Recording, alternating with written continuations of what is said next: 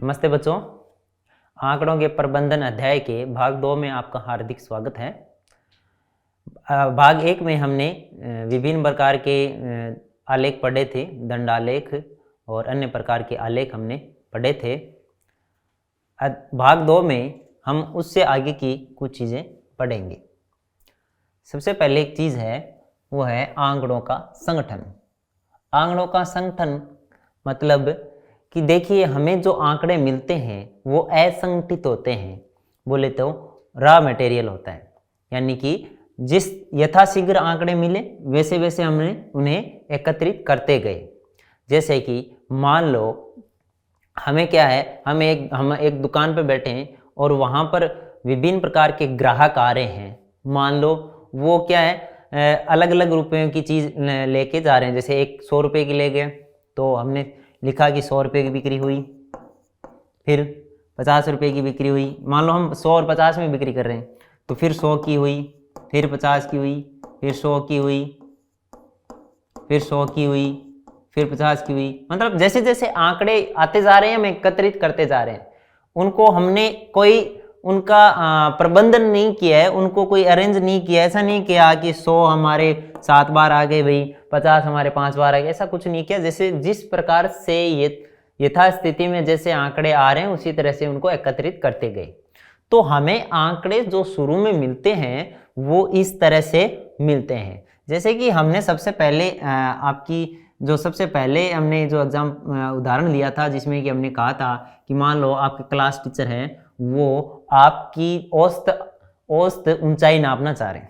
तो वो क्या करेंगे, एक एक विद्यार्थी को खड़ा करेंगे और उसकी ऊंचाई नापेंगे। जैसे मान लो एक विद्यार्थी की ऊंचाई 153 थी तो उसमें उन्होंने लिख लिया 153 सेंटीमीटर। एक की 150 थी तो 150, फिर तीसरे की 153 थी, चौथे की 160 थी, पांचवें की 150 थी। इस तरह से आती गए, इस तरह से आंकड़े आते गए और लिखते गए। तो ऐसे आंकड़े क्या होते हैं, असंगठित या यथा स्थिति में जो प्राप्त आंकड़े होते हैं। हमें जो आंकड़े शुरू में मिलते हैं वो इसी स्थिति में मिलते हैं, ठीक है।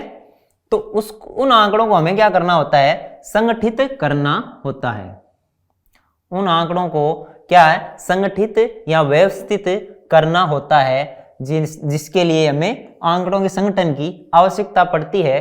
और हम उन आंकड़ों को किस तरह से संगठित करते हैं, इसको एक उदाहरण से, एक प्रश्न से हम समझेंगे। ये प्रश्न क्या बोल रहा है कि किसी विभागीय स्टोर पर खरीदारी करने आए व्यक्तियों को इस प्रकार अंकित किया जाता है कि भी खरीदारी करने आए व्यक्तियों को वो क्या करते हैं, नोट करते हैं, लिखते हैं कि अब ये आया, अब ये आया। तो वो क्या लिखते हैं कि भाई इस तरह से उन्होंने अलग अलग वर्ग बांट लिया कि पुरुष, महिला, लड़का या लड़की। यानी कि अभी पुरुष आया है, महिला आई है, लड़का आया या लड़की आई। उस स्टोर में क्या होता है, विभागीय स्टोर में क्या होता है, वो लिखते हैं अगर पुरुष आता है तो वो M लिख देते हैं कि पुरुष आ गया, M लिख दो। और अगर महिला आती है तो W लिख देते हैं, ठीक है। अगर लड़का आता है तो B लिख देते हैं और लड़की आती है तो G लिख देते हैं, ठीक है। जैसे कि लड़की आई तो लड़की आते G लिख दिया उन्होंने कि भाई लड़की आई है, ठीक है। वो लड़का आया तो B लिख दिया, वो मैन आई यानी कि महिला आई तो W लिख दिया, ठीक है। पुरुष आया तो M लिख दिया। तो उन्होंने जो आंकड़े प्राप्त किए वो इस तरह से हैं, देखो W W W G B W W M G G M M W, इस तरह से। जैसे कि पहले उनके पास क्या आई, महिला आई, महिला आई, फिर महिला आई, फिर एक लड़की आई, फिर एक लड़का आया, फिर महिला आई, फिर महिला आई, फिर एक पुरुष आया, फिर लड़की आई, फिर लड़की आई, फिर क्या आया, पुरुष आया, फिर पुरुष आया, फिर महिला आई। इस तरह जैसे जैसे आते गए वैसे वैसे लिखते गए। तो ये आंकड़े कौन से हैं, ये आंकड़े हैं यथास्थिति वाले, यानी असंगठित आंकड़े हैं। ये आंकड़े उनको जितने भी प्राप्त हुए वो क्या है, असंगठित या यथास्थिति, जैसी स्थिति थी उससे जो आंकड़े प्राप्त हुए वो है, ठीक है। तो ये इस तरह से दिए हुए हैं, इनको हमें क्या करना है, संगठित करके एक सारणी बनानी है। और उस सारणी का नाम होता है बारंबारता बंटन सारणी, ठीक है। वो हम सीखेंगे कि कौन सी सारणी है और क्या चीज़ है, बारंबारता वगैरह सब चीज़ें सीखेंगे। तो इसके लिए हम क्या करेंगे, एक सारणी बनाएंगे। ठीक है, अब हम किसके लिए बना रहे हैं सारणी, इस विभागीय स्टोर के लिए। तो इस पर जो आ रहे हैं वो कौन है, देखिए इसमें खरीदार के लिए आए हुए व्यक्ति हैं, तो यहां लिखेंगे खरीदारी के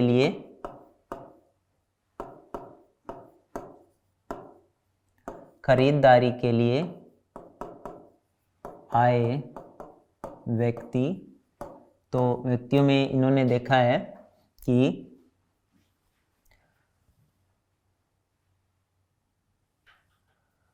खरीदारी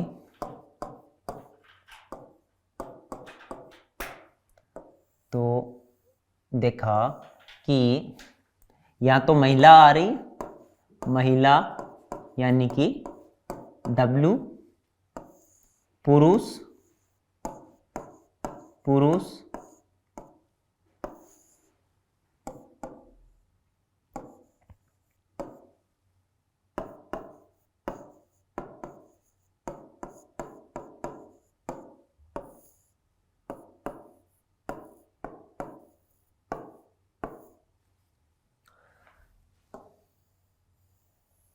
देखिए इस तरह से एक सारणी बनानी है हमें।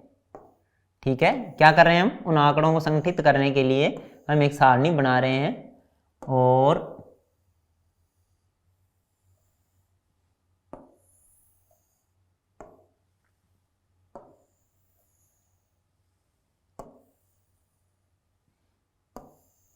पहले हम लिखेंगे कि ये कितनी बार आ रहे हैं। देखिए यहां पर महिला, पुरुष, लड़का और लड़की हमने देखा है।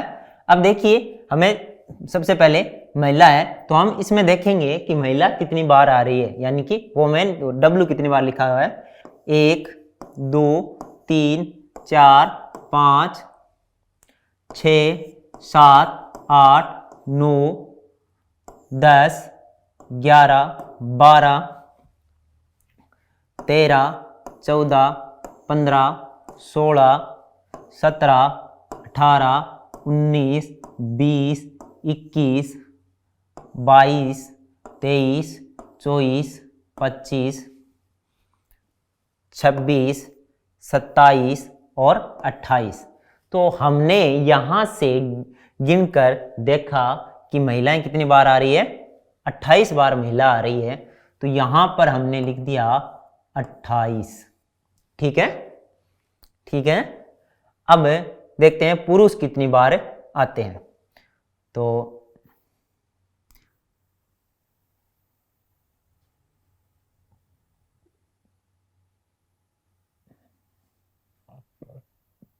पुरुषों के बारे में देखेंगे। तो अब पुरुष की गणना करेंगे यहाँ से, यानी जो मैन M लिखा हुआ है, तो ये 1 2 3 4 5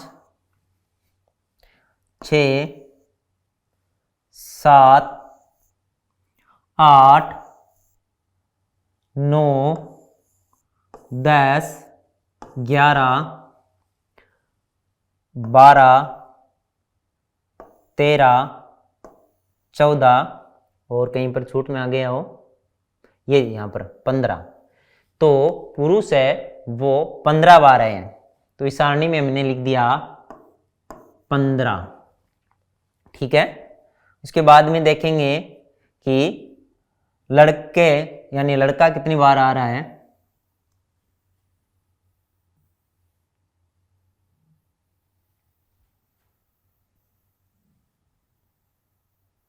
तो देखिए जहां पर बॉय लिखा है वो गिन लेंगे हम। तो 1 2 3 4, इधर नहीं है, 5। तो जो लड़का है वो 5 बार आ रहा है। ठीक है, उसके बाद में लड़की यानी कि जी देखेंगे। तो लड़की आ रही है 1 2 3 4 5 6 7 8 9, 10, 11 और 12 बार। तो लड़की कितनी बार आ रही है? 12 बार आ रही है। देखिए अब ये चीज तो अपने सीख लिए, ठीक है। अब मैंने यहां नाम क्यों नहीं लिखा, क्योंकि मैं ये बताऊंगा कि ये चीजें होती क्या है। अब यहां पर जिस प्रकार का आंकड़ा आया है, यानी कि यहां पर महिला, पुरुष, लड़का और लड़की एक आंकड़े हैं और ये कितनी बार आ रहे हैं वो यहां पर लिख रहे हैं। ये अलग हो सकते हैं अलग चीजों के लिए, जैसे कोई कंपनी है हर महीने कितनी कार बना रही है, उस हिसाब से तो वो कारों वाला आंकड़ा आ जाएगा। यानी कि यहां पर जो आंकड़े हैं वो कितनी बार बार बार आ रहे हैं। जैसे कि महिला इसमें 28 बार रिपीट हुई है, ठीक है, 28 बार बार रिपीट हुई है। तो ये जो संख्या है ये इन आंकड़ों की क्या कहलाती है? बारंबारता कहलाती है। यानी कोई भी संख्या आंकड़ों में कितनी बार आ रही है वो होती है बारंबारता। क्या होती है? बारंबारता। क्या होती है? बारंबारता। इसको बोलते हैं बारंबारता, फ्रीक्वेंसी बोलते हैं, और इसको लिखते हैं एफ से, ठीक है। यहां पर अपन लिखते हैं एक मिलान चिन्ह होता है, मिलान चिन्ह।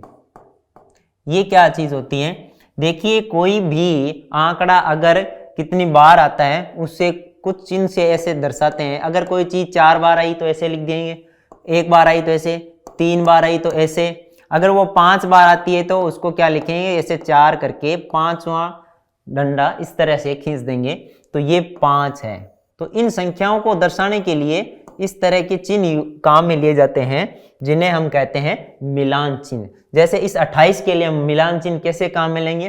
देखिए 1, 2, 3, 4 और 5वां ऐसे, 5 आ गए, फिर 6, 7, 8, 9 और 10वां ऐसे आ गया, 5 आ गया इसमें। और इसी तरह से 1, 2, 3, 4, 5, ठीक है, तो ये हो गया 15। इसी तरह से 1, 2, 3, 4, 5, ये हो गया 20, और 1, 2, 3, 4, 5, 25, और पीछे बचे 1, 2, 3, ठीक है। तो ये हो गए मिलान चिन्ह। मिलान चिन्ह आपको समझ में आ गए क्या है? इन्हीं बारंबारता को दर्शाने के लिए इस प्रकार के चिन्ह काम में ले जाते हैं। तो 1, 2, 3, 4 तक तो वैसे रहते हैं, और 5 के लिए एक टेढ़ी रेखा खींच दी जाती है इस तरह से। इसी तरह से 15 के लिए मिलान चिन्ह क्या होगा? 1, 2, 3, 4, 5, 1, 2, 3, 4, 5, 1, 2, 3, 4, 5। 5 के लिए 1, 2, 3, 4 और 5। 12 के लिए 1, 2, 3, 4, 5, 6, 7, 8, 9, 10, 11 और 12, ठीक है। तो देखिए बारंबारता क्या होती है? किसी आंकड़े का बार बार आना, यानी कितनी बार वो रिपीट हुआ है, कितनी बार आया है, उसे उस आंकड़े की बारंबारता कहते हैं। मिलान चिन्ह किसी आंकड़े की बारंबारता दर्शाने के लिए किसी चिन्ह का प्रयोग किया जाता है, एक चिन्ह का प्रयोग किया जाता है जिसे मिलान चिन्ह कहते हैं। मिलान चिन्ह में 1 के लिए इस तरह से, 2 के लिए इस तरह से, 3 के लिए ऐसे, 4 के लिए ऐसे, और 5 के लिए फिर एक इस तरह से टेढ़ी रेखा खींच दी जाती है। तो इसका उपयोग किया जाता है, ठीक है। तो अब जो ये सारणी बनी है पूरी, इस सारणी का नाम क्या है? बारंबारता बंटन सारणी। इसका नाम क्या है? बारंबारता बंटन सारणी। बारंबारता बंटन सारणी नाम है। तो हमें प्रश्न में क्या दिया गया था कि इसकी एक बारंबारता बंटन सारणी बनाइए, और किसका उपयोग करना है? मिलान चिन्हों का उपयोग करना है, ठीक है। समझाने के लिए मैंने बारंबारता के बाद में मिलान चिन्ह बनाए हैं, है ना। अधिकतर पहले बनाए जाते हैं, लेकिन अगर मैं पहले बना देता तो आपको ढंग से समझ में नहीं आता, ठीक है। आगे से जो प्रश्न करेंगे उसमें मिलान चिन्ह पहले बना देंगे, इससे कोई फर्क नहीं पड़ता है, ठीक है। अब आगे क्या किया है? इससे प्रदर्शित करने के लिए एक दंड आलेख भी बनाइए। इसको प्रदर्शित करने के लिए हमें एक दंड आलेख भी बनाना है। तो दंड आलेख किस तरह से बनाते हैं हम पहले से ही सीख चुके हैं, ठीक है। तो इस सारणी को हम एक बार मिटाकर इसकी जगह इसी सारणी से दंड आलेख बनाएंगे। इस सारणी को थोड़ा छोटा करके अलग जगह बना देंगे और इसी जगह हम एक दंड आलेख बनाएंगे।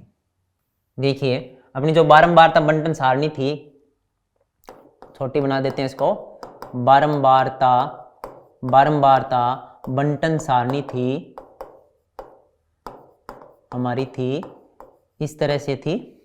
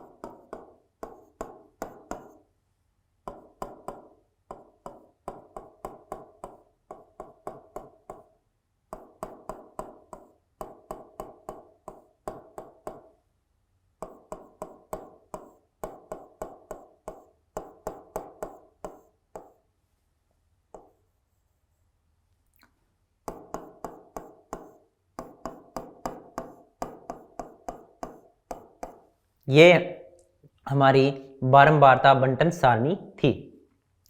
दंड आलेख बनाने के लिए हमें पहले से पता है इस तरह से होना चाहिए, ठीक है।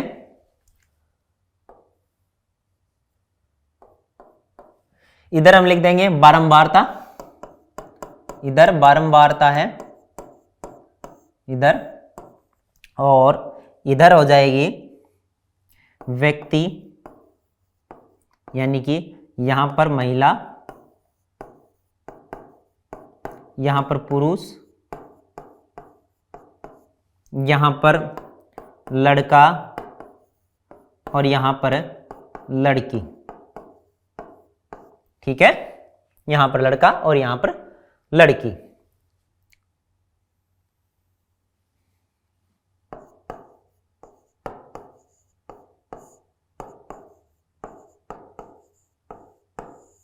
देखिए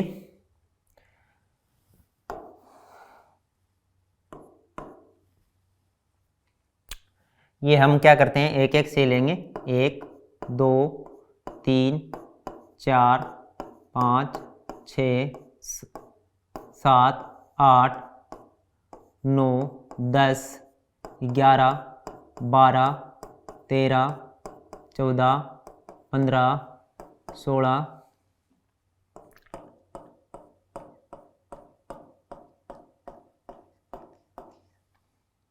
17 18 19 20 21 22 23 24 25 26 27 28 29 और 30 तक ले लिया हमने।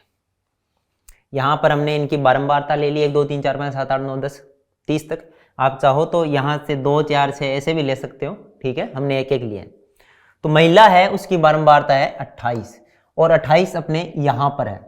तो ये जो इसकी जो दंड बनेगा, आयत बनेगा, वो इस तरह से बन जाएगा, ठीक है। ये दंड बन गया महिला के लिए, ठीक है। इसके ऊपर लिख देते हैं 28। इसकी बारंबारता क्या है, 28 है। देखिए नीचे जो आंकड़ा है वो, और ऊपर इधर उसकी बारंबारता, तो बारंबारता 28 थी। देखिए पुरुष की बारंबारता कितनी थी, पुरुष की बारंबारता थी 15, तो ये यहां पर 15 है, तो ये इतना हमारा बन जाएगा 15 तक, ये दंड बन जाएगा हमारा पुरुष के लिए, पुरुष के लिए दंड बन जाएगा, और इसकी बारंबारता है 15। अब लड़का है वो, उसकी बारंबारता है 5, तो ये 5 के सीध में यहां पर ये यहाँ पर ये लड़के का दंड बन जाएगा। और लड़के की बारंबारता कितनी है? 5 है। अब लड़की की बारंबारता 12 है, तो यहाँ से देखिए ये 12 के सीध में, ये 12 के सीध में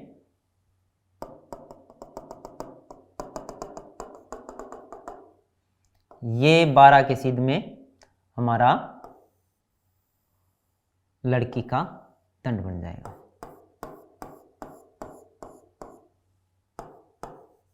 ठीक है, ये लड़की का दंड बन जाएगा।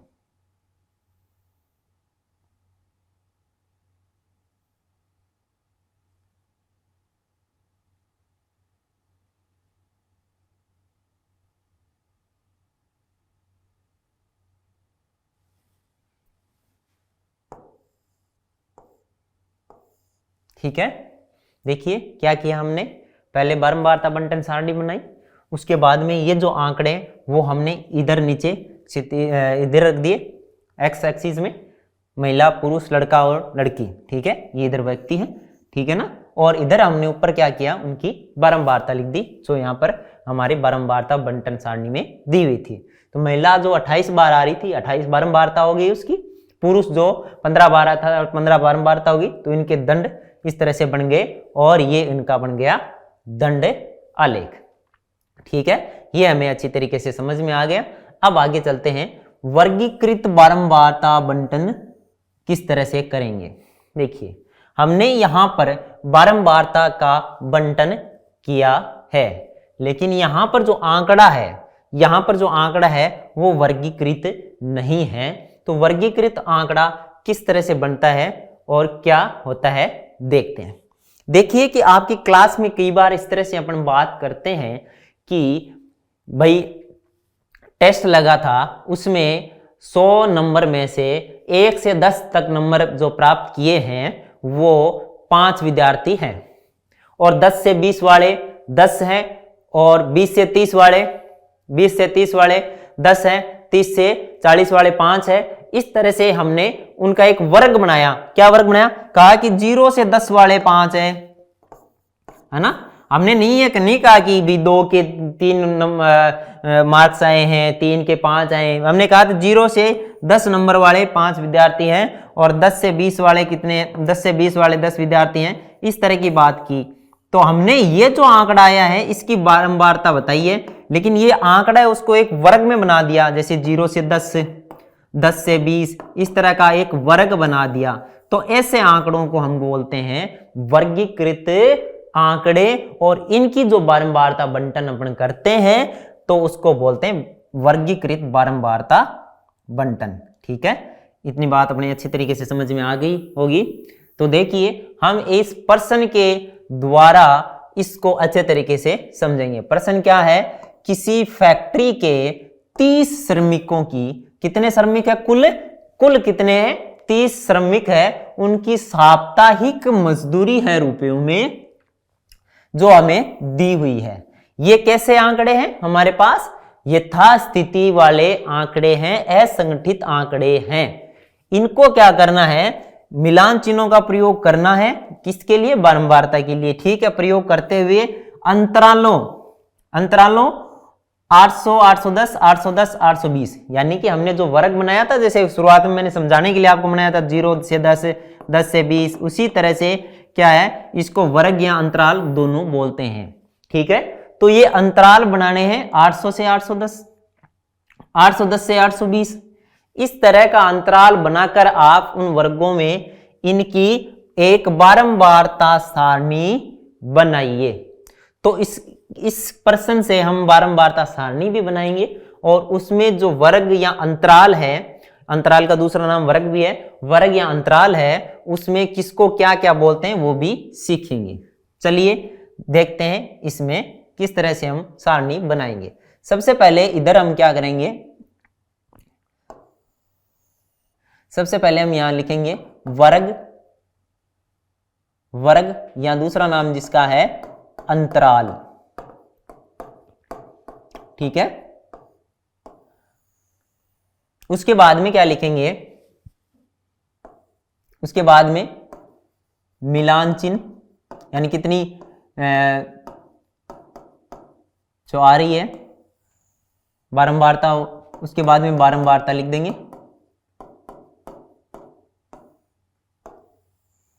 ठीक है, तो वर्ग अंतराल हमारा कहां से शुरू हो रहा है? 800 से शुरू करना है और 10-10 का लेना है। देखिए 800 से 810, 810 से 820। ठीक है, और हम कहां तक ले सकते हैं वो इसमें देखेंगे। देखिए 830 भी आ रहा है इसमें, 840 भी आ रहा है, 845 भी है, और अधिकतम कितना है 890 भी है। तो हम क्या करेंगे इसको 900 तक ले लेते हैं। ठीक है, तो देखिए हम इसको वर्ग या अंतराल कैसे लिखेंगे। सबसे पहले लिखेंगे 800 से 810।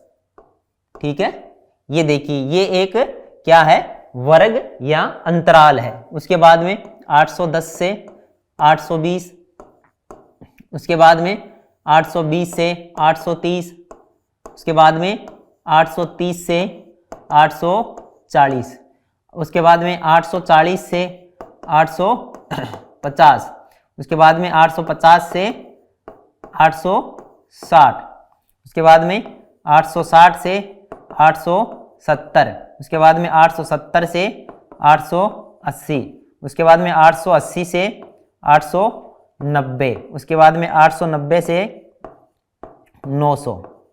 ठीक है, देखिए अब जब हम ये क्या है, ये मजदूरी है इनकी।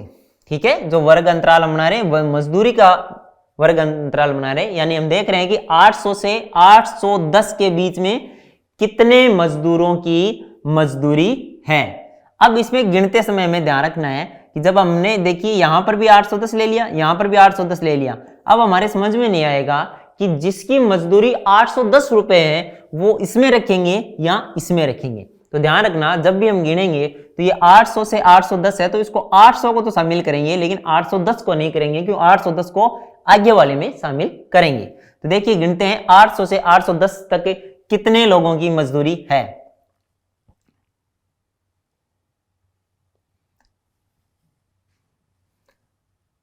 एक ये आ गया, 2 808, ऊपर वाले में कुछ है क्या देखते हैं।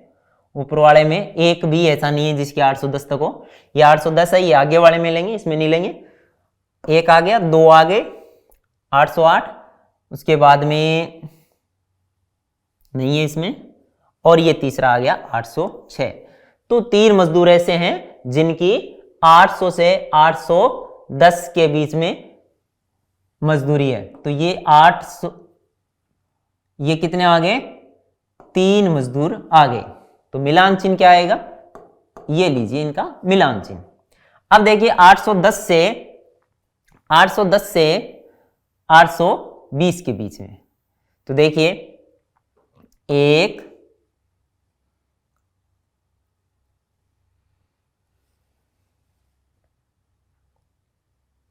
2, आगे देखते हैं 835 है, 837 है, 840 है, 808 है, 806, 840 है। तो कितने मजदूर आए इसमें, 2। एक बार रीचेक कर लेते हैं, इतने ही है क्या, ठीक है। तो कितने मजदूर आए, 2 मजदूर आए जिनकी मजदूरी 810 से 820 के बीच में मिलान चिन्ह ऐसे बना दिया। अब 820 से 30 के बीच में देखते हैं, 820 से 30 के बीच में देखते हैं, ये 30 है, 35 है, 90 है, 10 है, 35 है, और ये 820 एक, और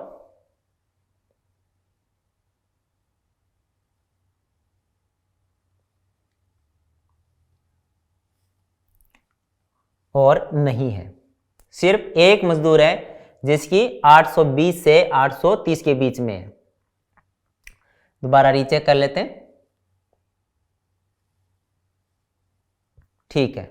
एक मजदूर है जिसकी मजदूरी क्या है 820 से 830 के बीच में, तो ये इसके लिए मिलान चिन्ह, ठीक है। अब 830 से 840 के बीच में देखते हैं, 830 एक, और 830 एक, 835 2, 835 3, 4, 5, 6, 7, 8, 9, 9 मजदूर ऐसे हैं जिनकी 830 से 40 के बीच में हैं। तो 1, 2, 3, 4, 5, 6, 7, 8, 9। ठीक है, अब आगे देखिए। अब देखना हमें 840 से 850 के बीच में, हमें क्या देखना है, 840 से 50 के बीच में। ठीक है, देखिए 840 से 850 के बीच में कहां मिल रहा है, 1, 2, 3, 4, 5। ठीक है, तो 840 से 850 के बीच में 5 है, तो इनकी बारंबारता 5 और ये इनका मिलान चिन्ह। अब देखते हैं 850 से 860 के बीच में। ठीक है, 850 से 860 के बीच में देखिए,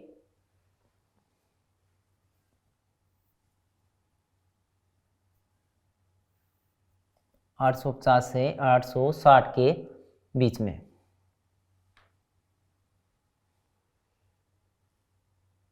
855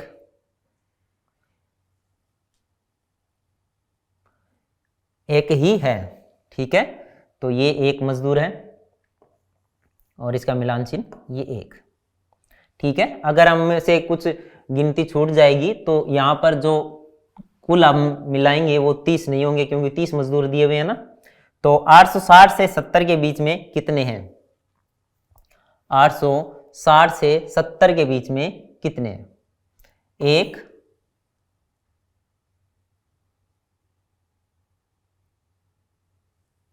2,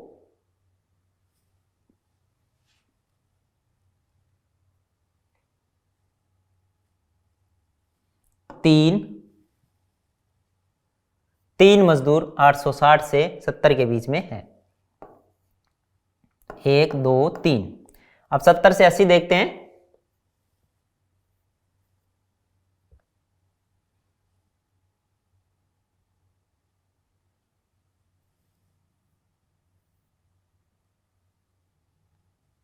ये 1,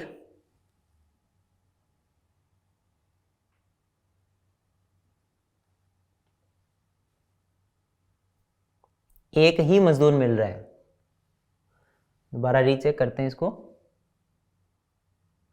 ये देखिए 860 से 70 वाले में हमने एक ही काउंट किया था, नहीं 3 किए थे। ठीक है, तो 870 से 80 के बीच में हमें मिल रहा है, एक ही मजदूर मिल रहा है। ठीक है, तो 870 से 80 के बीच में एक मजदूर है और ये 1 हो गया। अब 80 से 90 के बीच में देखते हैं, हमें 880 से 90 के बीच में कितने मिलते हैं देखते हैं।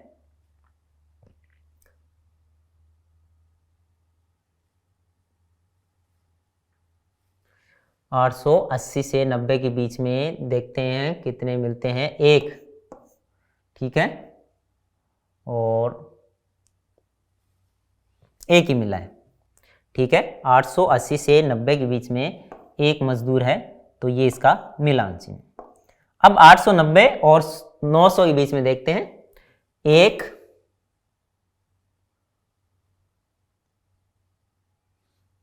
2, 3,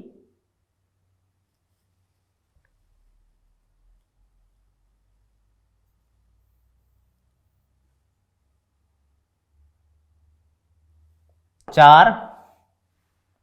तो 4 मजदूर मिले हमें, 4 मजदूर हमें मिले हैं 890 और 900 के बीच में। ठीक है, तो देखिए अब हम क्या करेंगे, इन सब का योग करते हैं तो ये 30 आना चाहिए।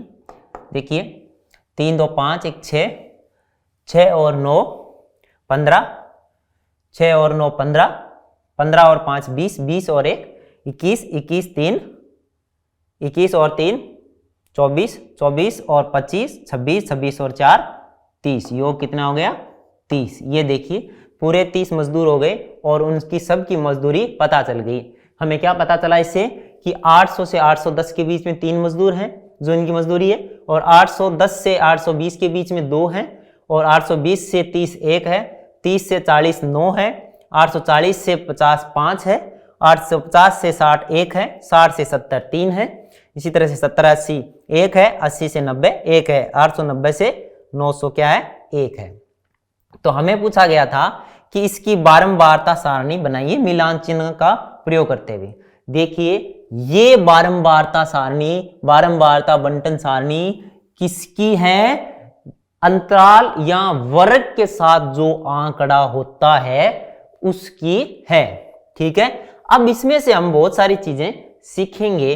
देखिए हम किसी एक वर्ग या अंतराल को ले लेते हैं। मान लो ये 830 से 40 वाले को हम लेते हैं, 830 से 840 वाले को इधर उठाकर इसकी पूरी डिटेल निकालेंगे। पहले तो देखिए इस पूरे का नाम होता है वर्ग या अंतराल। इसका नाम क्या है? वर्ग या अंतराल नाम होता है। इसका नाम क्या है? वर्ग या अंतराल।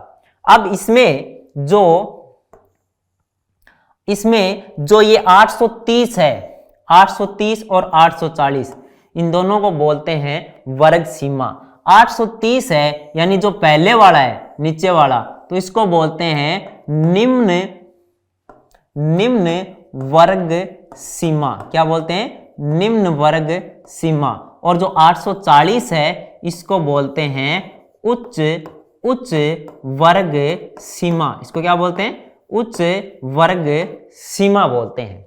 अब देखिए ये जितने भी अंतराल है इनमें अगर अपन उच्च वर्ग सीमा में से निम्न वर्ग सीमा घटाएं तो सब में अंतर 10 का आता है। सब में अंतर कितने का आ रहा है?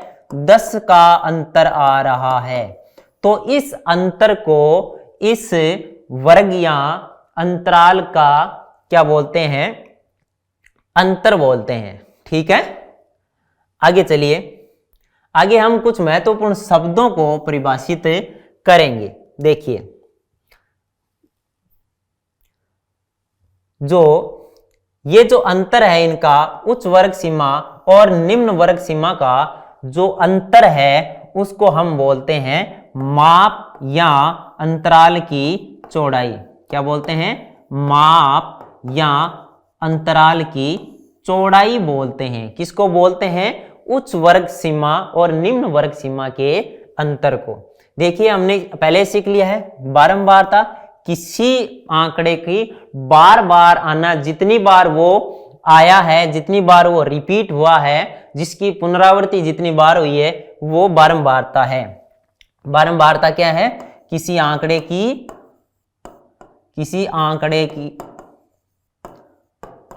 की पुनरावृत्तियों की संख्या। पुनरावृत्ति यानी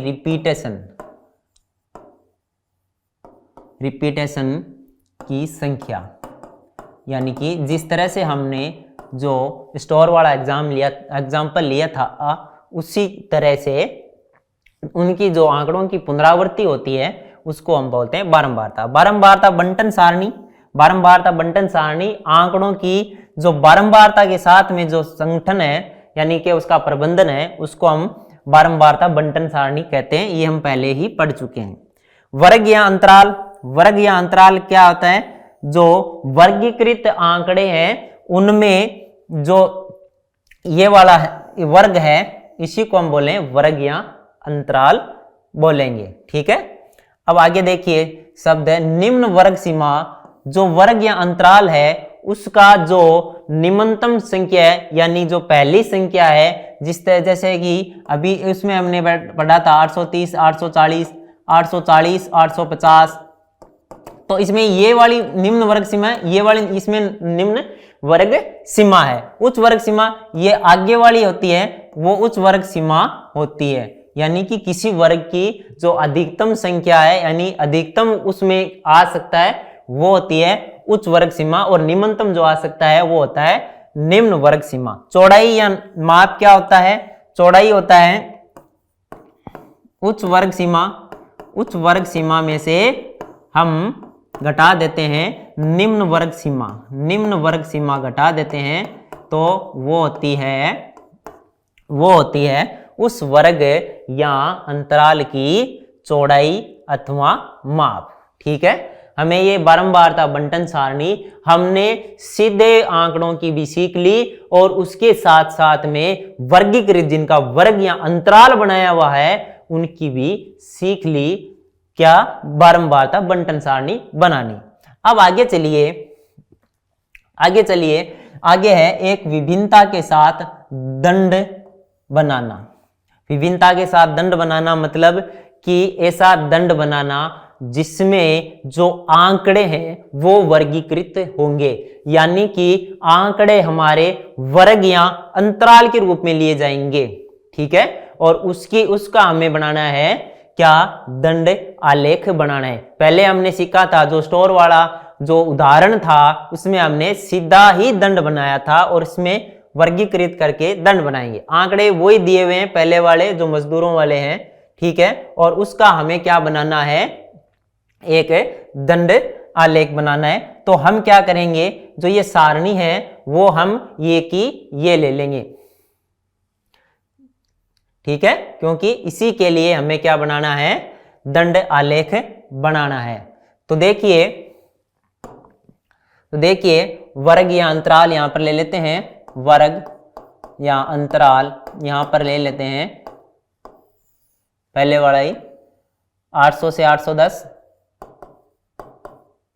ठीक है, और 810 से 820।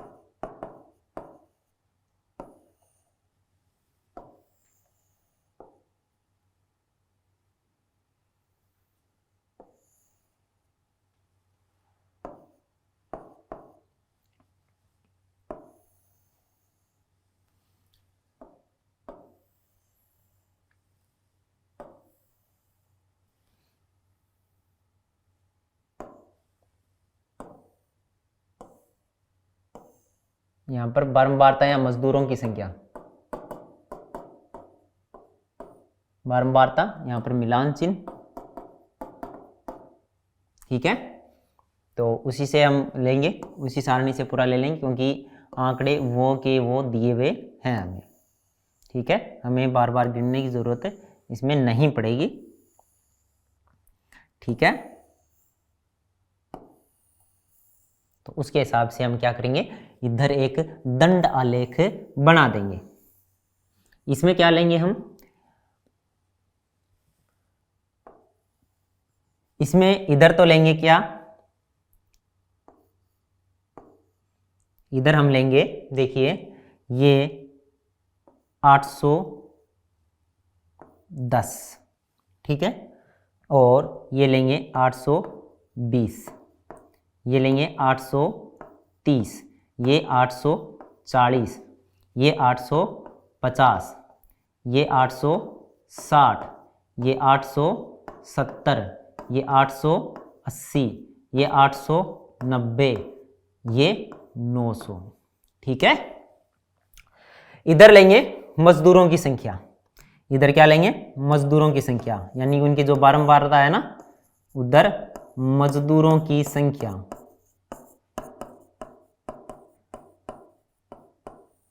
ठीक है, तो ये हम ले लेंगे 30 तक ले लेंगे। 1 से 1 2 3 4 5 6 7 8 9 10 11 12 13 14 15 16 17 18 19 20 21 इस तरह से। ठीक है, इधर तो हमने क्या ले लिया, ये मजदूरी कितनी है इनकी वो ले ली, और इधर क्या ले ली, मजदूरों की संख्या ले ली। ठीक है। उसी सारणी से हम ले लेते हैं कि संख्या कितनी थी, 3 2 1 9 5 1, ये थी 3 2 1 9 5 1, ठीक है। और 3 1 1 4, 3 1 1 4, ठीक है। तो इसकी मिलान चिन्ह 1 2 3 1 2 1 1 2 3 4 5 1 2 3 4 1 2 3 4 5 1 1 2 3 1 1 1 2 3 4। देखिए, अब देखिए, अब हमें मेन चीज ये देखनी है कि वर्गीकृत आंकड़ों के लिए दंड आलेख किस तरह से बनेगा, क्योंकि यहां पर वर्ग में दिया 800 से 810, 800 से 810 बारंबारता या मजदूरों की संख्या कितनी है, मजदूरों की संख्या कितनी है, देखिए मजदूरों की संख्या इसमें आ रही है 3, तो ये है, इसको थोड़ा सा आगे करते हैं, ये हमने यहां पर 800 मान लिया और ये 810, ठीक है, ठीक है ना। तो देखिए 800 से 810 3 है, तो ये 3 आ गया। देखिए 800 से 810 पूरा बनाना है हमें, ठीक है, ये 3 आ गया, ठीक है।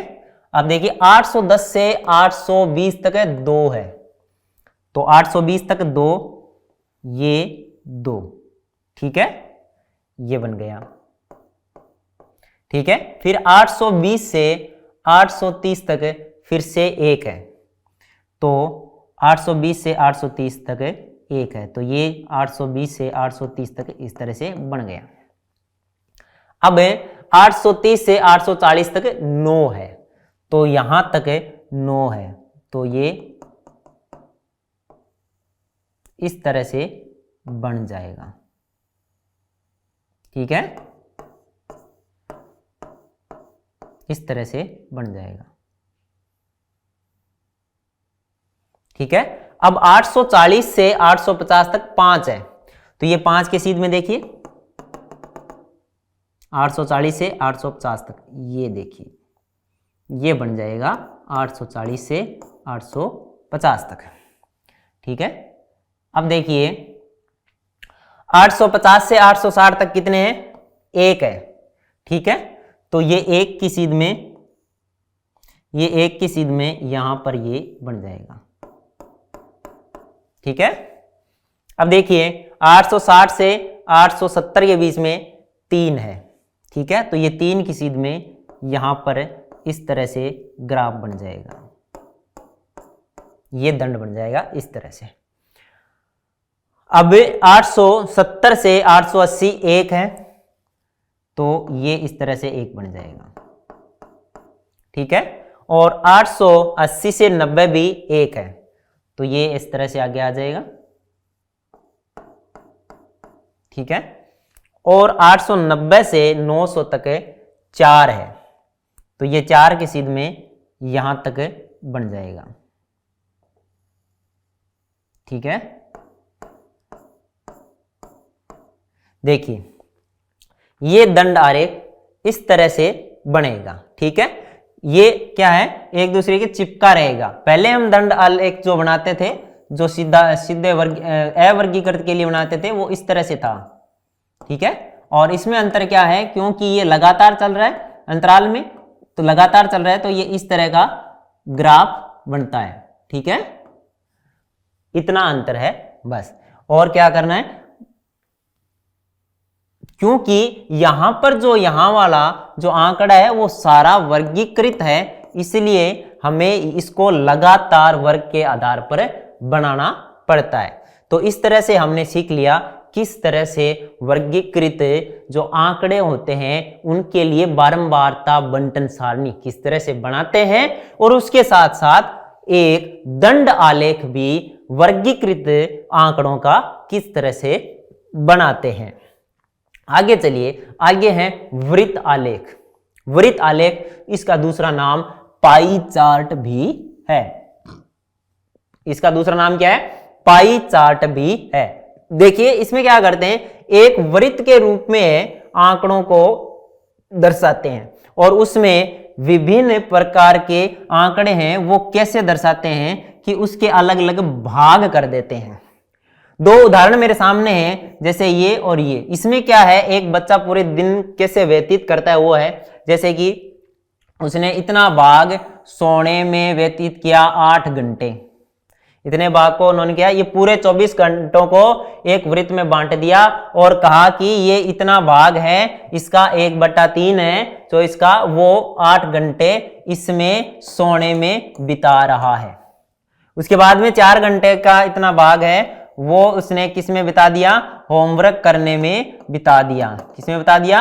होमवर्क करने में, यानी गृह कार्य में बिता दिया। ठीक है, वो 6 घंटे स्कूल जाता है, ठीक है, 3 घंटे खेलता है और 3 घंटे अन्य कार्य करता है। तो ये सारे कार्य किस में दर्शा दिए? एक वृत्त में दर्शा दिए। इसी तरह से एक कस्बे में व्यक्तियों की आयु समूह है, जैसे कि इसमें आधे हैं वो 50 से 60 वर्ष के हैं, तो इसमें आधा वृत्त किस में आ गया? 50 से 60 के बीच में आ गया। इसी तरह से जो 0 से 14 वर्ष के हैं, इतने हैं, वो इधर दर्शा दिए। 60 से या उससे अधिक वाले इधर दर्शा दिए और इधर लिख दिया कि वो 50,000 है और इधर वाले 20,000 है और ये 30,000 है। तो इस तरह से किन्हीं आंकड़ों को एक वृत्त के भाग के रूप में दर्शाना कहलाता है वृत्त आलेख या पाई चार्ट। तो इस आलेख को क्या बोलते हैं? हम वृत्त आलेख बोलते हैं और इसका दूसरा नाम पाई चार्ट भी है। ठीक है, आगे देखिए कि अब हमें देखना है कि अगर कोई पाई चार्ट किसी भी समूह या किसी भी कंपनी या किसी भी चीज का दिया हो, तो उसको देखकर हम उत्तर कैसे दे सकते हैं, किन्हीं चीजों को ज्ञात कैसे कर सकते हैं, वो देखिए। इससे पहले हमें ये पता होना चाहिए कि जो वृत्त होती है उसका जो संपूर्ण कोण होता है वो 360 डिग्री का होता है। तो उसमें अलग अलग अगर हम भाग करेंगे तो वो क्या होंगे? अलग अलग डिग्री के होंगे और उन सभी का जो डिग्रियां होगी उनका अगर हम योग करेंगे तो वो 360 आएगा। देखिए प्रश्न कह रहा है कि किसी शहर के युवा व्यक्तियों के एक समूह का ये जानने के लिए एक सर्वे किया गया, है ना। युवा व्यक्तियों में एक सर्वे किया गया कि वे किस प्रकार का संगीत पसंद करते हैं। इससे इनसे प्राप्त आंकड़ों, उनके संगीत के बारे में पूछा गया, उनसे अलग अलग आंकड़े, असंगठित आंकड़े प्राप्त हुए। उसके बाद में उन आंकड़ों को उन्होंने क्या किया?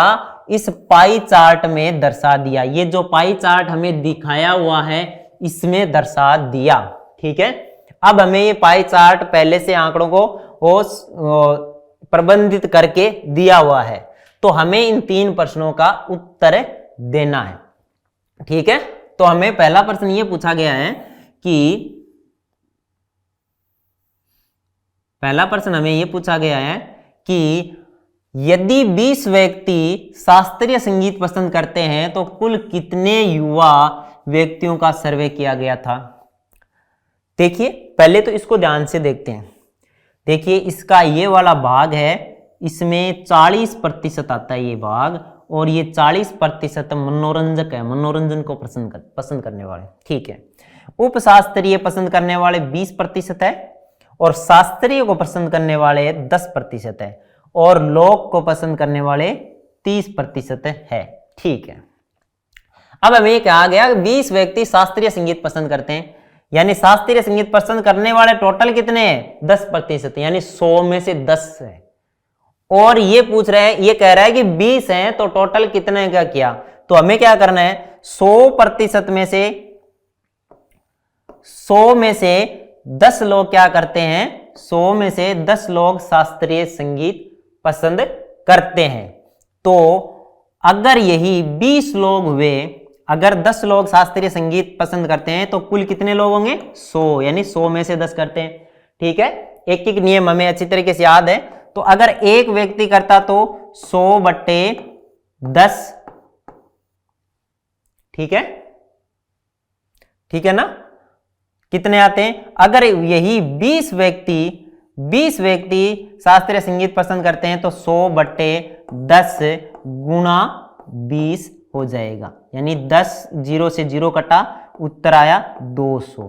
इसका कहने का मतलब है अगर 10 व्यक्ति शास्त्रीय संगीत पसंद करते हैं तो कुल लोग कितने होंगे? 100 होंगे, और 20 किया तो उसका डबल हो जाएगा 200। ठीक है। दूसरे तरीके से अगर हमें अच्छी तरीके से, अगर हमें प्रतिशत अच्छे तरीके से आता है तो उससे भी हम निकाल सकते हैं। ठीक है, लेकिन उससे थोड़ा, अभी हमने प्रतिशत पढ़ा नहीं है इसलिए थोड़ा टेढ़ा हो जाएगा, इसीलिए हम क्या करेंगे, ऐकिक नियम से ही हम इसको प्राप्त कर सकते हैं।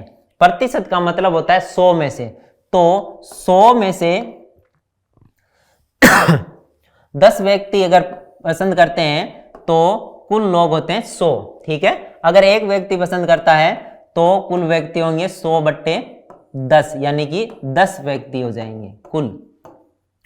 ठीक है, यही अगर 20 व्यक्ति शास्त्रीय संगीत पसंद करते हैं तो 10 गुणा 20 कुल लोग कितने होंगे? 200। तो पहले प्रश्न का उत्तर क्या आ जाएगा हमारा? 200। ठीक है, दूसरा प्रश्न देखिए। दूसरा कहता है किस प्रकार का संगीत सबसे अधिक व्यक्तियों द्वारा पसंद किया जाता है? तो किस प्रकार का संगीत सबसे अधिक पसंद किया जाता है, ये हम किससे देख के बता सकते हैं कि इसका जो बड़ा भाग है वो किन के पास है। देखिए, इस पाई चार्ट का जो बड़ा भाग, सबसे बड़ा भाग होगा वही सबसे ज्यादा पसंद किया जाएगा। तो देखिए, ये बड़ा भाग, ये वाला भाग किसके पास है? मनोरंजक के पास है। मनोरंजक जो 40% पसंद किया जाता है। तो सबसे अधिक व्यक्तियों द्वारा पसंद किया किस प्रकार का संगीत है? मनोरंजक संगीत। कौन सा? मनोरंजक संगीत। मनोरंजक संगीत पसंद किया जा रहा है कितने के द्वारा? 40% लोगों के द्वारा। आगे देखिए, यदि कोई कैसेट कंपनी 1000 सीडी बनाए, है ना, तो वह प्रत्येक प्रकार के कितनी सीडी बनाएगा? कह रहा है कि 1000 सीडी बनानी है उसको, और इन लोगों को ध्यान में रखते हुए बनानी है, तो उसको प्रत्येक प्रकार की कितनी सीढ़ियां बनानी चाहिए, यानी उप शास्त्रीय संगीत की कितनी बनानी चाहिए, शास्त्रीय संगीत की कितनी बनानी चाहिए, लोक संगीत की कितनी बनानी चाहिए, और मनोरंजक की कितनी बनानी चाहिए। देखिए, अलग अलग देखेंगे। पहले टोटल कुल कितनी है, कुल कितनी कैसेट बना रहा है? कुल बना रहा है 1000। कितनी बना रहा है? 1000 बना रहा है। तो एक मनोरंजक, उसके बाद में उपशास्त्रीय और शास्त्रीय। ठीक है, तो लोक में देखिए, अगर हम एक एक नियम से देखें तो लोक में 30% लोग पसंद करते हैं, यानी 100 में से 30। ठीक है, अगर 100 सीडी होती तो 30 इनकी लोक की बनानी पड़ती। वही अगर एक होती तो 30/100 बनानी पड़ती। ठीक है, और वही बात करें, अगर 1000 सीडी है तो कितनी बनानी पड़ेगी? 1000 सीडी है तो उनमें से कितनी बनानी पड़ेगी? 30/100 गुणा 1000, यानी कि ये आ जाएगी अपनी 300 सीढ़ी। 300 सीढ़ी। अगर प्रतिशत जानते हैं तो 1000 का सीधा अपन 30% निकाल लेंगे तो वो क्या आएगा? 300 आ जाएगा। किस तरह से? इस तरह से 1000 गुणा 30/100, तो ये आ जाएगा 300। ठीक है, ठीक है, एक एक नियम से भी 300 उत्तर आ रहे हैं। मनोरंजक की कितनी प्रतिशत है? 40% है।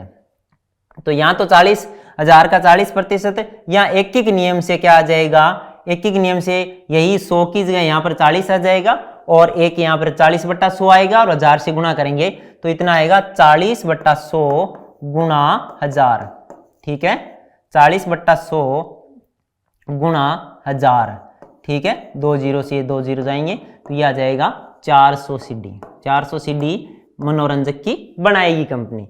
इसी तरह से उपशास्त्रीय कितने प्रतिशत है? 20%। तो ये आ जाएगा 20/100 गुणा 1000। ठीक है, तो 2 0 से 2 0 गए, तो 200 सीढ़ी। ठीक है, इसी तरह से शास्त्रीय में 10% है, 10/100 गुणा 1000। ठीक है, तो ये देखिए ये बनाएगा 100 सीढ़ी। ठीक है, इन तीनों को ये अगर हम प्रतिशत से सीधा निकालेंगे तो ये हो जाएगा 1000 का 40%, वो 400, और इसी तरह से ये 1000 का 20%, इस तरह से निकाल लेंगे तो वो आ जाएगा 200, और ये 1000 का 10%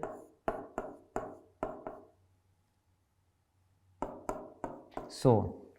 ठीक है, इस तरह से पाई चार्ट को देखकर हमें उत्तर निकालना आ गया। अब देखते हैं पाई चार्ट का निर्माण कैसे करेंगे। ठीक है, पाई चार्ट का निर्माण कैसे करेंगे वही हम एक प्रश्न के द्वारा करेंगे।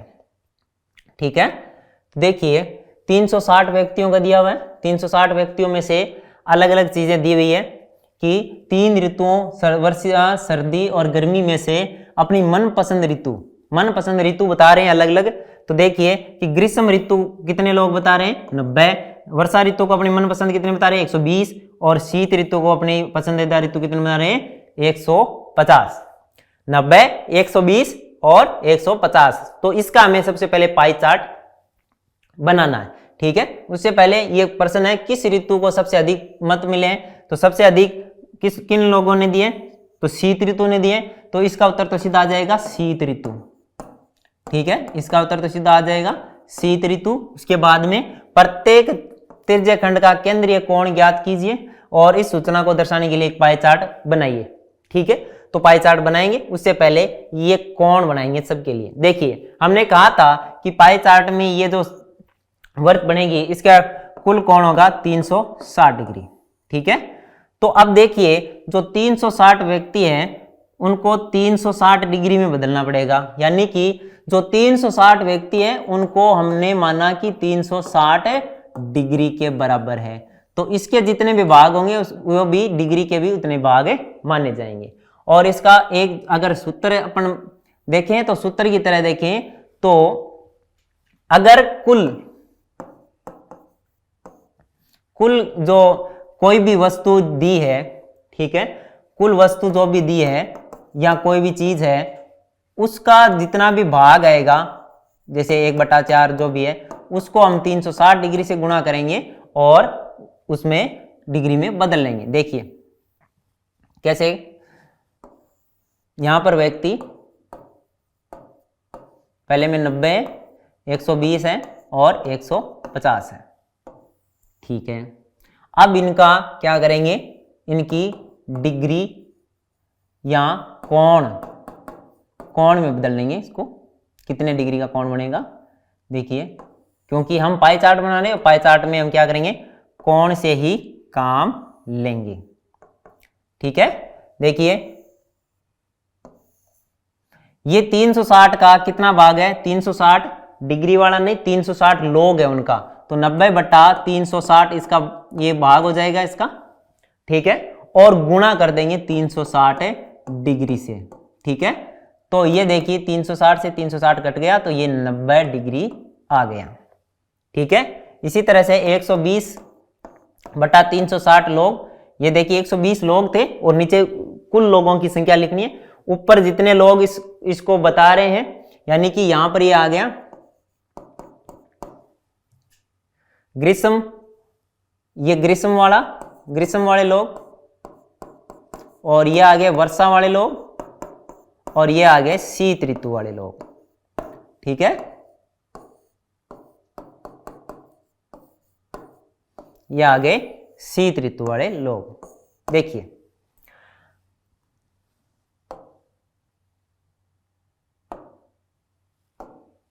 देखिए 120/360 गुणा 360, ये इसे कटा तो 120 डिग्री। इसी तरह से 150/360 गुणा 360 डिग्री, बराबर ये इससे कटा 150 डिग्री। देखिए अब ध्यान से देखिए, यहाँ पर 360 थे, यहाँ 360 थे तो कट गया, पूरा एज इट इज कट गया। लेकिन देखिए यहाँ पर 360 की जगह 720 होता तो यहाँ पर क्या होता, 360 डिग्री से ही गुणा होता। क्या करना है, यहाँ पर जो चीजें दी हुई है उनका, जैसे यहाँ पर 90 दी हुई है तो अगर ये 720 में से होती तो 90/720 करते हैं, यानी उसका क्या निकाल लेंगे, भाग निकाल लेंगे, कितना भाग है ये, उसके बाद में 360 से डिग्री से गुणा कर देंगे तो डिग्री आ जाएगी। मान लो कोई आंकड़ा इस तरह से दिया हुआ है कि 90 120, ठीक है, और 270, ठीक है, इस तरह से दिया हो, और यहां पर कुल जो अब इनको जोड़ेंगे तो कुल आएगा 0 11 तो 8, ठीक है, 480। तो ये 90/480 गुणा 360 डिग्री हो। मैं ये सिखाना चाह रहा हूं कि डिग्री में परिवर्तन करने के लिए यहां पर जो भाग आ रहा है उसको 360 डिग्री से क्या करना, हमें गुणा करना है, ठीक है। देखिए इसमें 90 डिग्री आया, 120 डिग्री आया और 150 डिग्री आया। अब हम जो पाई चार्ट बनाएंगे ये किसकी सहायता से बनाएंगे, देखिए इसमें जो कोण बनाना है हमें, तो हम क्या करेंगे, सबसे पहले पाई चार्ट बनाएंगे किसकी सहायता से, पहले जो अपन वृत्त बनाएंगे वो बनाएंगे, प्रकार की सहायता से एक वृत्त बना लेंगे, ठीक है। ये हमने प्रकार लिया और इसकी सहायता से एक वृत्त बना लेंगे, ठीक है, इसकी सहायता से एक वृत्त बना लेंगे, ठीक है, इसकी सहायता से एक वृत्त बना लेंगे, ठीक है, ये हमने एक वृत्त बना लिया, ठीक है। अब क्या करेंगे, इसके बीच में से एक लाइन खींच देते हैं इस तरह से, ठीक है, और यहां से अब हम क्या करेंगे, सबसे पहले 90 डिग्री का कोण बनाएंगे, किसकी सहायता से बनाएंगे, प्रकार की सहायता से 90 डिग्री का कोण बनाएंगे, ठीक है, प्रकार की सहायता से हम 90 डिग्री का कोण बनाएंगे। ये देखिए ये हमने प्रकार लिया,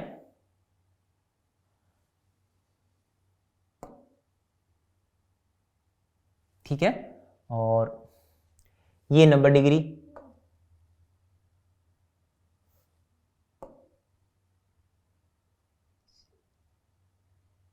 ये 90 डिग्री का हम इस तरह से यहां पर कोण बना लेंगे, ठीक है, ये 90 डिग्री का कोण बन गया।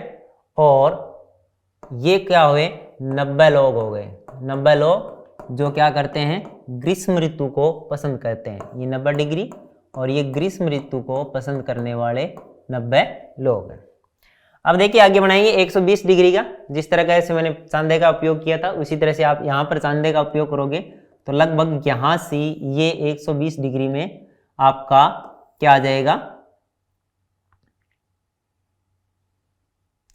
लगभग यहाँ से 120 डिग्री में आपका ये कोण यहाँ से बन जाएगा। और ये 120 डिग्री कौन पसंद करने वाले बनेंगे, 120 डिग्री में आपको वर्षा ऋतु पसंद करने वाले लोग 120 डिग्री, और ये वर्षा ऋतु को पसंद करने वाले कितने लोग हैं, 120 लोग मिल जाएंगे। उसके बाद में जो बचा हुआ भाग है ये 150 डिग्री है, 150 डिग्री है, और ये कौन सी ऋतु पसंद कर रहे हैं, शीत ऋतु पसंद कर रहे हैं। ये शीत ऋतु पसंद करने वाले आपको 150 लोग मिल जाएंगे, ठीक है। इस तरह से हमें दिए हुए आंकड़ों से हमने क्या सीख लिया कि किस तरह से पाई चार्ट को हम बनाएंगे। सबसे पहले उनको क्या करेंगे, डिग्री में बदलेंगे और उसके बाद में एक वृत्त खींचकर उसमें अलग अलग डिग्री के कोण बनाकर हम इससे पाई चार्ट बना लेंगे, ठीक है। तो बच्चों ये था हमारे इस अध्याय का भाग नंबर 2, जिसमें हमने विभिन्न प्रकार के जो आलेख हैं वो सीखे थे, जैसे वर्गीकृत आलेख सीखे थे, वर्गीकृत आंकड़ों का बारंबारता बंटन सारणी सीखी थी, वर्ग में निम्न क्लास और उच्च कक्षा सीमा ये दोनों सीखी थी। इसके अलावा हमने वर्ग की जो चौड़ाई या माप है वो भी सीखी थी। उसके बाद में हमने पाई चार्ट सीखा था, किस तरह से पाई चार्ट को देख के उत्तर दिया जाता है और किस तरह से पाई चार्ट को बनाया जाता है। तो इससे आगे की चीजें हम अगले भाग में समझेंगे। तब तक के लिए धन्यवाद।